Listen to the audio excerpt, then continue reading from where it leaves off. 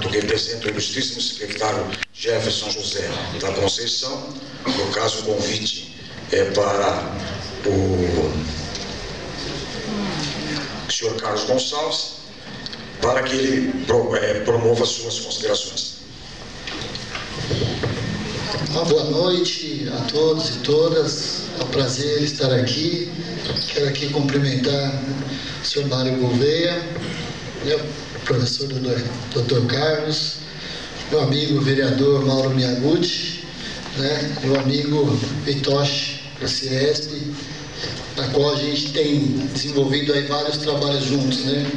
Quero aqui primeiro justificar, professor, a gente amanhã tem um ato importante, justificar e já fazer um convite a todos e todas que puderem estar presentes. A gente amanhã tem um ato importante que impossibilitou o Jefferson de estar aqui para cuidar das últimas